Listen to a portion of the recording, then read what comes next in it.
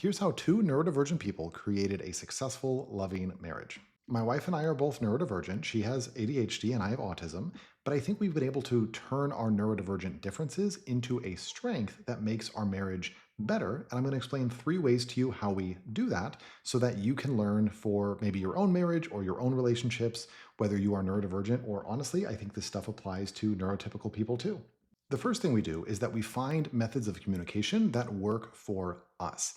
Any strong marriage, the bedrock is communication, but neurodivergence creates some challenges for communication. And so we've figured out when there is a challenge in our communication, when there's a communication breakdown, how can we adjust how we engage with one another to allow the communication to flow freely? For instance, with me as an autistic person, it can sometimes be hard for me to have really deep, intense conversations in the moment with her because there's so much stimuli going on, there's so much social for me to process.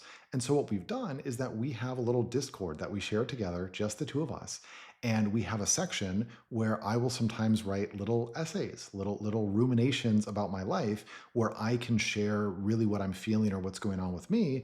And then we can discuss that in writing. And that way I can still communicate with her and she can deeply understand me. But we've found a way to do it that meets my neurodivergent needs as an autistic person. The second thing that we do is that when there is a challenge caused by our neurodivergence, we share the responsibility for overcoming the challenge, but we do not assign blame. For instance, if my wife forgets to do a chore that we agreed was her job because of her ADHD, I don't get mad at her. I don't say, oh, she's lazy or she doesn't care. I realize that it was her ADHD. It exited her mind. She didn't really have a choice about it.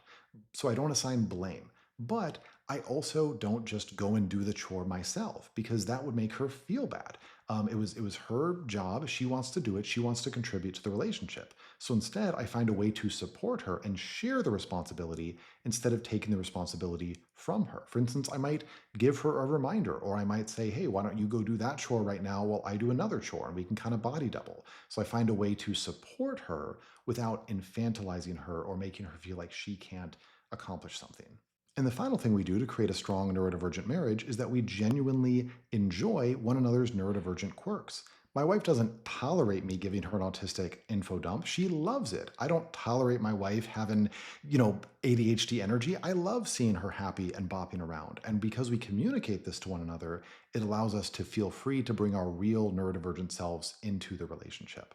If you found this helpful or inspiring, just know that I'm an autistic psychologist. I make a lot of content like this. And so please like and follow if you want more content like this. And please send it on to somebody else if you think they might find it helpful. Dr. Dan, signing off.